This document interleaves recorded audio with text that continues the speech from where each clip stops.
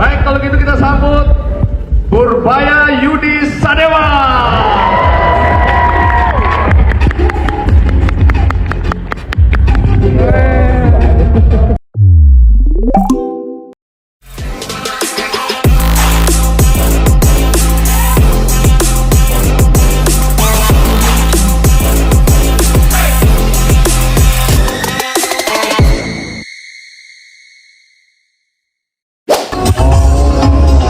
Guys, di hari Minggu ini gue senang banget ya karena bisa recharge otak gue dengan ilmu-ilmu yang bermanfaat. Salah satunya ini dia, nanti akan ada bincang-bincang bareng sama Pak Purbaya, Menteri Keuangan Republik Indonesia. Tadinya gue sempat mau break keluar tapi nggak jadi karena tiba-tiba ada surprise session bareng sama Pak Purbaya. Nah, seperti apa keseruannya nanti gue bakal share di YouTube dan juga di Reels. Jadi jangan lupa untuk loncengnya dan follow supaya tahu updatean video terbaru. Dan alhamdulillah gue ada di spot yang oke banget nih. Tepuk tangannya disimpan untuk yang jadi tamu istimewa. Tapi kalau mau tepuk tangan sekali lagi untuk aku boleh. Selamat datang di acara GND kita, ya. Jadi sudah tahu siapa bintang tamu kita? Dah. Oke, sebutkan namanya serentak, baru aku panggil. 1, 2, 3. Purbaya. Baik, kalau gitu kita sambut Purbaya Yudi Sadewa.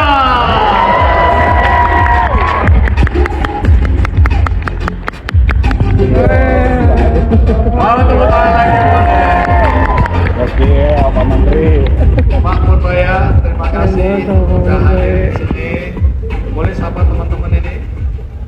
Mereka ini yang berasa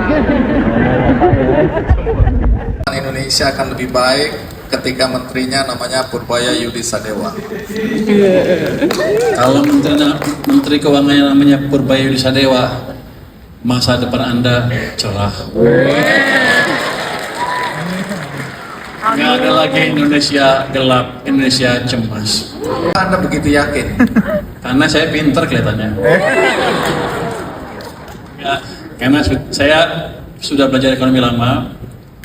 Tahun 2000 pulang ke sini dengan gelar doktor, pinter tuh kalau doktor S3 tuh. Terus saya ikut membantu pemerintah sejak tahun 2002 terus sampai terakhir sampai sekarang, masuk lagi sekarang. Jadi pengalaman saya sudah cukup dan sudah melihat kelemahannya di mana, kesalahan kebijakan kita di mana dan gimana cara memperbaikinya. Itu jadi bukan omong doang ya. Memang sudah cukup berpengalaman. Kalau ngomong pengalaman sombong ya. Kira-kira gitu. Kelihatannya memang dari awal sombong sekali. Memang saya masih sombong sih. Kelihatannya emang sombong sih. Tapi emang cukup pengalaman kita dan kita hampir sudah tes seluruh teori makroekonomi di perekonomian Indonesia walaupun sedikit-sedikit. Respon ekonomi terhadap seluruh kebijakan makro sudah saya pelajari dan kira-kira kalau lari ke depan seperti apa, kira-kira sudah terbentuk lah, tinggal implementasinya aja. Jadi kalau kata teman-teman di Komite Ekonomi Nasional dulu, kalau ekonomi kayak saya sama teman-teman di sana, kalau teori sudah katam, tinggal prakteknya aja. Jadi teman-teman semua jangan takut, masa depan kita cerah. Kedua ini agak subjektif ini penonton kalau saya lihat ini. Ini fans club Anda kelihatannya. Apapun yang Anda ngomong, walaupun salah tetap aja mereka tepuk tangan. Ini kalau Anda bisa tunjukkan saya salah, boleh. Anda tes teori ekonomi saya yang salah di mana, saya jelaskan.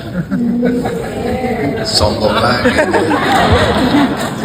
Ini kan kalau ini kan santai kan ya, nggak serius-serius amat kan. Nanti kalau serius teman-teman bosan semuanya, karena ekonomi itu ilmu yang rumit. Kalau kita jelaskan dengan serius, pasti Anda bosan dan tidur. Jadi saya cari angle-angle yang santai-santai sedikit. Makanya kayaknya agak sombong sedikit sih. Makin sombong sih orangnya. Setiap omongan Anda itu di tepi jurang semua ya.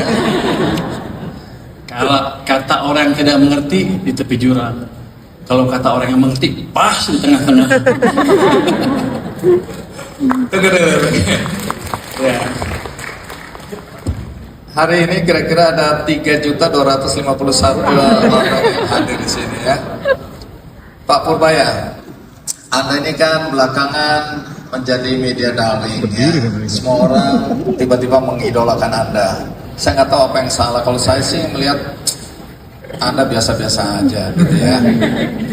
Nah, apakah ketika Anda dipuja-puja menjadi media darling, ini sesuatu yang membuat Anda bahagia, Anda percaya diri, atau sebaliknya Anda merasa tidak nyaman sebenarnya dengan puja-puji ini? Saya sih ngerasa biasa aja, karena itu yang saya lakukan setiap hari dari sejak saya jadi ekonom tahun 2000 sampai sekarang ya begitu. Kalau ngomong begitu, kalau ngoreksi orang begitu, kalau ngasih masukan begitu, nggak ada yang berubah. Hanya saja orang mungkin kaget. Dulu ekonom yang bicara di umum, yang ya beberapa pengambil kebijakan bicaranya yang nggak lurus-lurus amat ekonominya, jadi Anda bingung. Ketika ekonom asli keluar baru Anda bingung, jadi orang pikir wah ini harapan baru, padahal itu sesuatu yang mendasar dari ekonom. Harusnya seperti itu ekonom. Jadi saya memberi bukan wajah baru, tapi memberi nuansa bahwa ada pendekatan baru dalam ilmu ekonomi, padahal nggak seperti itu, padahal itulah yang betul. Tunggu, itulah yang betul, berarti yang lama salah ini ya? Bukan salah yang lama, medianya salah. Anda juga sering wawancara ekonom kan? Saya nggak ada sama media yang ada di sini, ayo. Dia ketika mewawancara ahli-ahli itu, pertanyaannya tidak cukup tajam sehingga ilmu orang-orang yang pintar-pintar itu nggak keluar. Kalau saya kan saya bagi-bagi gratis.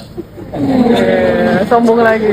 Baik, teman-teman, aku tadi tanya Pak Purbaya, aku ini udah nyusun kira-kira ada 237 pertanyaan, tapi belum tentu mewakili teman-teman yang hadir. Terus aku, Pak Purbaya, boleh nggak kita buka siapa yang hadir di sini boleh bertanya? Boleh atau tidak? Boleh. Langsung apa? Katanya Anda mau suruh ngomong saya 7 menit dulu. Boleh nggak sih? Gini, Anda boleh Menteri Keuangan, yang jadi moderator itu saya. Hati-hati nanti pajaknya saya liatin loh.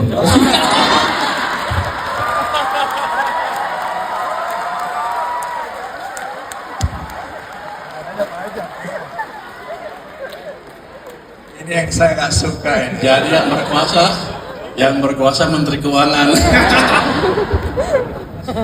Baik teman-teman, karena begini, banyak sekali penggalan-penggalan yang kita lihat di media sosial berkaitan dengan apa yang disampaikan oleh Pak Purbaya. Saya tadi bilang, Pak Purbaya, saya kasih Anda 7 menit maksimal untuk menjelaskan sebenarnya apa dan bagaimana kondisi negeri kita ini. Karena kita semua ada yang takut kehilangan pekerjaan, ada yang bilang krisis ekonomi akan mengancam dunia, ada yang bilang utang kita terlalu besar sehingga anak cucu kita nanti akan menderita, dan banyak hal-hal negatif yang menakutkan. Sementara Anda dengan entengnya bilang santai aja, habis ini 6% kita tembus. Terus bilang, apa mungkin 8%? Bisa, possible. Jadi Anda ini menyenangkan Pakem prudensi dari kebijakan fiskal. Misalnya defisitnya di atas 3% PDB, utangnya naik terus dibanding PDB-nya. Saat sekarang saya jaga itu dengan serius, saya nggak akan kembangkan, saya nggak akan langgar batas-batas itu. Satu lagi, ini gambar yang tadi, kasih lihat gambar yang tadi. Nah, gambar yang IKKP, kenapa saya tahu keadaan bahaya? Saya punya survei yang disebut survei kepercayaan konsumen, itu sudah saya lakukan selama 25 tahun terakhir. Pokoknya gue udah tua ya. Kalau lihat itu saya bangga tapi sedih. Udah tua gue ternyata, 25 tahun. Dari survei itu saya bisa tarik apa yang disebut indeks kepercayaan konsumen kepada pemerintah. Ini saya bisa kalibrasi. Dengan kalibrasi saya tahu di level berapa pemerintahan bahaya, di level berapa aman. Gambarnya gini.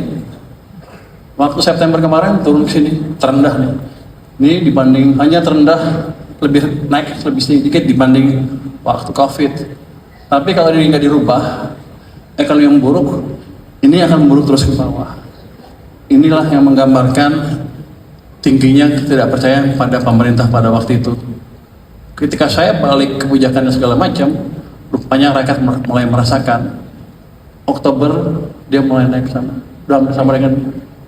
Jadi stabilitas pemerintah sekarang lebih bagus, stabilitas sosial lebih bagus, dan masyarakat melihat pemerintahnya cukup baik lah kira-kira gitu.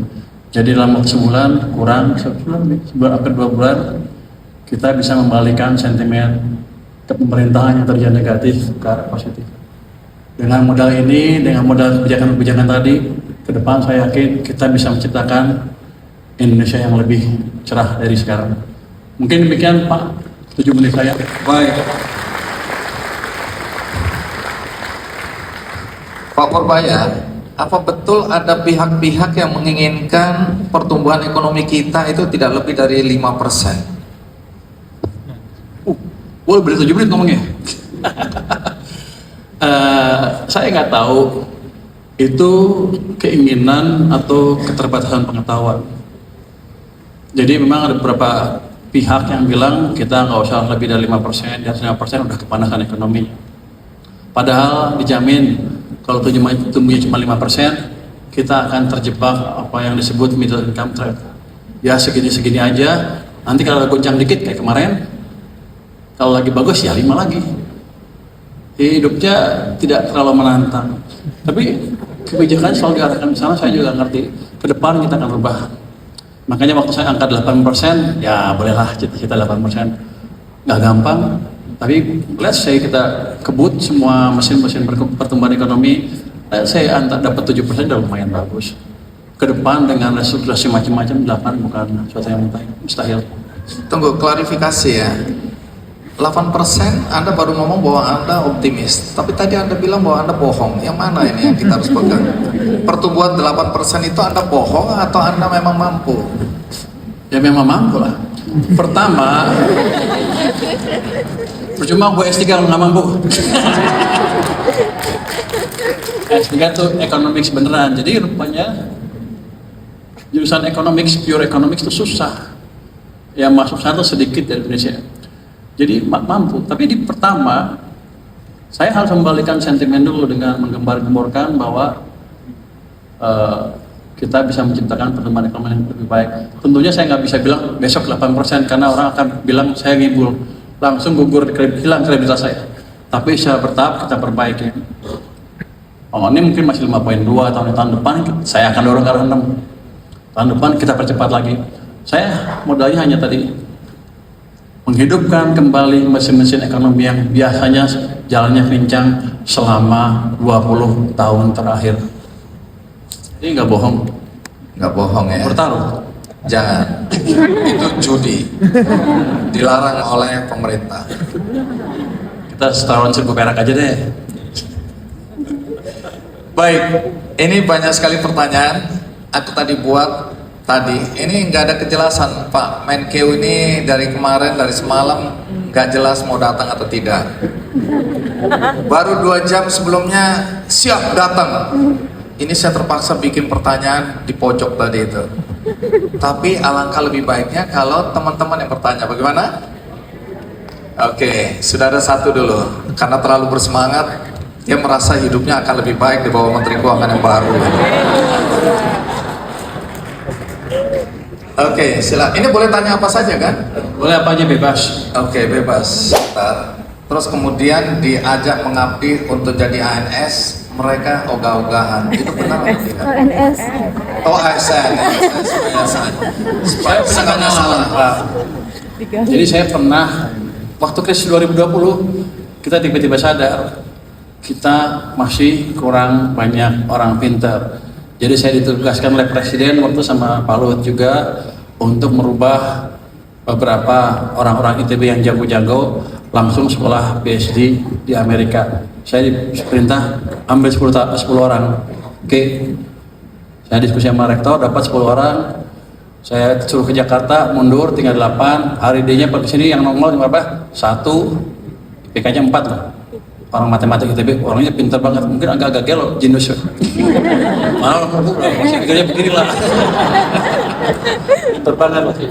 Saya bawa ke Pak Luhut bilang ini, oke Pur, Suruh masuk hari Senin, gue telepon, Mas, masuk Senin. Dia bilang apa? Pak, saya mengundurkan diri. Jadi dari 10 saya dapat 0. Saya nggak bisa follow up lagi habis itu karena saya kena COVID. Cuman yang saya pelajari apa? Kenapa bisa begitu? Kalau zaman saya di sekolah ini pasti langsung berangkat tuh. Rupanya Gen Z agak berbeda. Saya baru ngerti, oh kalau Gen Z begini. Yang lama-lama sekolah 5 tahun nggak mau. Dia maunya flexing, pakai ini baru gitu. Jadi approach-nya kita rubah sedikit. Tapi saya nggak bilang Gen Z bodoh ya. Once mereka mau dan terlibat, mereka banyak yang pintar. Yaitu teman-teman juga ini Gen Z semua kan, sama saya kan Gen Z ya. Semangat terus. Soal pembiayaan, sekarang pemerintah punya banyak uang, kita punya dana abadi 150 triliun, saya tambah 25 triliun tahun ini untuk LPDP. Lu nggak 1 triliun soalnya. Biaya kamu kan nggak sampai 1 triliun kan, cukup jadinya. Baik, aku mau cari yang paling menderita di sini ya, yang gelap-gelap. Kita gunakan untuk sirkular supaya itu ada nilai ekonominya. Sekarang Pak hanya 2, dibakar atau dikasih ke tetangga. Nah, sirkular kan bisa aja, tapi dibuat apa dan Anda minta insentif apa? Anda kayaknya minta tapi bingung nih. Enggak. Kalau kita saya kasih langsung, tapi dia bingung ya udah. Boleh nggak Pak? Kita misalnya mengeluarkan itu dari kawasan berikat untuk kita pakai misalnya produk seperti beberapa produk yang lain, misalnya kain yang berbahannya ada dari saktul. Jadi apa? Bahannya terkandung dari bahan-bahan recycle tadi. Recycle. Ya. Karena nggak bisa kan Pak? Boleh aja, jangan pakai kawasan itu jadi untuk nyelundup. Iya benar, itu nggak boleh. Nanti Anda lihat aja, coba propose ke kita, nanti kita pelajarin. Baik. Tapi jangan kayak sekarang, Anda nggak punya ide yang terlalu clear, so saya suruh mutusin. Kalau kita gerak langsung, gerak cepat. Baik, Terima kasih. Ya. Sebenarnya kain-kain perca itu banyak manfaatkan. Saya termasuk yang menggerakkan juga teman-teman penyandang disabilitas untuk memanfaatkan itu, termasuk di Kebumen, Pak Menteri. Kami itu bahkan mengekspor keset-keset yang dibuat dari kain-kain perca bekas di industri tekstil. Dan ini kebetulan teman saya juga waktu kita sama-sama ke Wales, Pak. Kita dapat beasiswa tanda kutip. Yang termenderita dulu, yang paling jauh dulu, yang paling belakang. Oke, yang pakai kaos. Itu standar internasional yang dianggap strict, yang udah paling ketat katanya. Semua negara Eropa sekarang melewatin itu. Jerman hampir 100% tanya, Amerika juga di atas 100%, Jepang 275%, Singapura 200% macam. Kita 40% sama defisitnya di bawah 3%.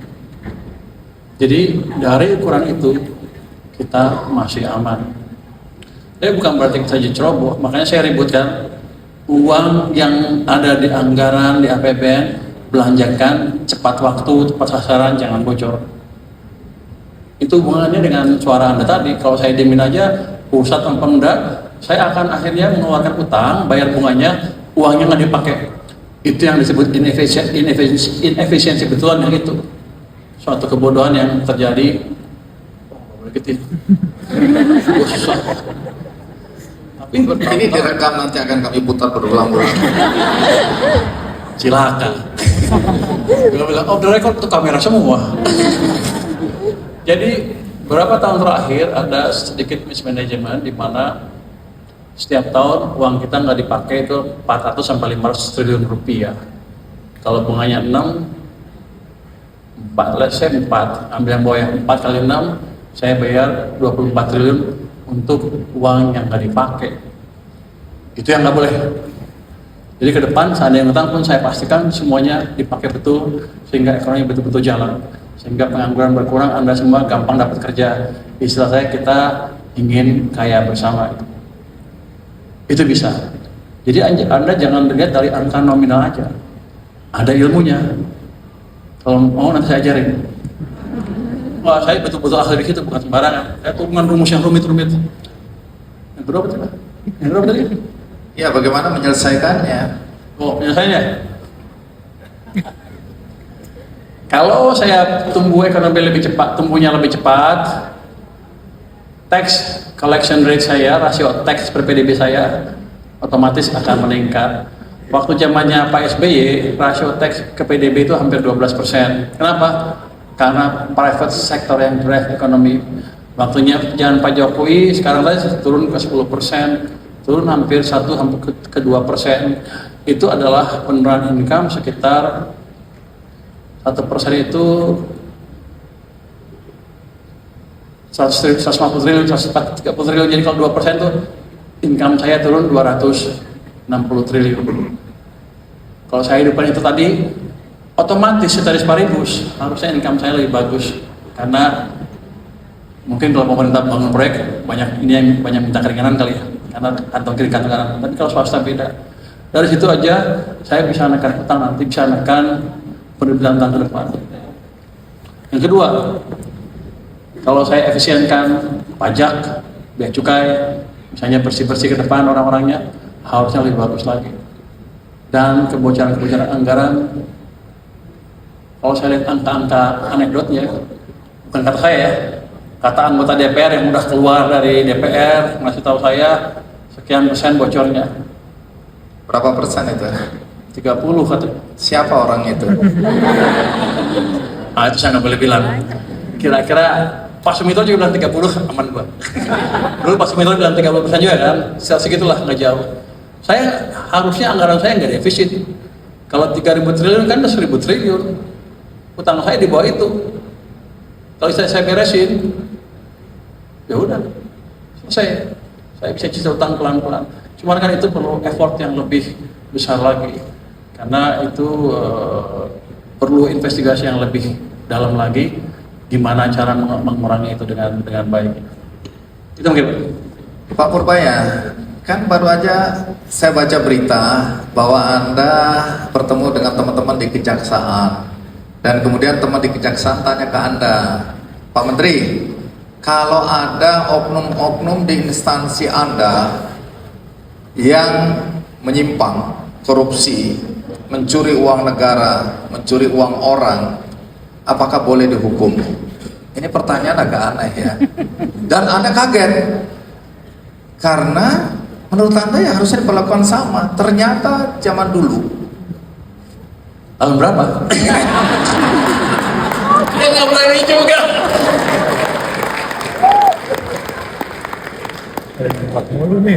ada yang dilindungi. Nah, itu persisnya bagaimana supaya kami bisa tahu duduk persoalannya. Jadi ini betul, itu bukan teman saya, Jaksa Agung. Jadi Jaksa Agung dan deputinya, ini nggak rahasia kalau gini kan. Ini kan sesuatu yang baik kan. Lah, udah ngomong serius, gini, wah ekonomi gini, sama kayak tadi lah. Tiba-tiba dia diam, dia nanya, Pak, kalau tadi perintah tadi, kalau pegawai Anda pajak dan bea cukai tersangkut masalah, boleh diproses nggak kira-kira gitu? Kan saya bingung, saya betul-betul bingung tuh. Anda bingung juga, maksud Bapak apa? Ya boleh kita proses kan? Ya proses saja sesuai dengan peraturan yang berlaku. Jangan dicari-cari ya. Tapi kalau itu ya proses dengan peraturan berlaku, karena semua orang kan di mata hukum sama. Begitu salah ya salah aja. Kenapa Bapak nanya itu? Soalnya dulu sering intervensi. Tahun berapa itu? Sebelum zaman Prabowo. Ya, sebelum zaman Pak Presiden Prabowo. Clear kan? Teman Anda itu. Dulu dia nggak berani nanya, kenapa Anda nggak nanya seperti itu? Jadi saya emang tanya seperti itu, dari itu percakapan serius. Ya, ini aja Pak. Dulu sering intervensi dengan alasan kalau aparat pengumpul pajak dan bea cukai diganggu, maka akan mengganggu stabilitas penerimaan negara. Tapi untuk saya aneh, itu kan sama dengan membuat mereka imun melakukan dosa. Bahkan seolah-olahnya nguruk-nguruk, colong aja duit. Yang penting targetnya tercapai, nanti kita lindungi. Itu yang menyebabkan saya baru ngerti kenapa kasus-kasus di pajak bea cukai berulang-ulang. Kan nggak ada yang dihukum beneran yang berat kan. Kalau Anda lihat hanya yang mungkin Rafael Alun kelihatan kan. Closing statement dua. Jadi begini, teman-teman Gen Z semuanya seperti saya juga Gen Z, jangan takut dengan prospek ekonomi kita ke depan. Uncertainty global selalu ada, tapi selama kita bisa manage kebijakan ekonomi domestik dengan baik, kita akan tetap tumbuh dengan baik dan dengan langkah-langkah yang akan kita lakukan ke depan, harusnya ekonomi akan semakin cepat, dan semakin cepat. Terima kasih. Baik, kita berikan aplaus untuk Menteri Keuangan Republik Indonesia, Pak Purbaya.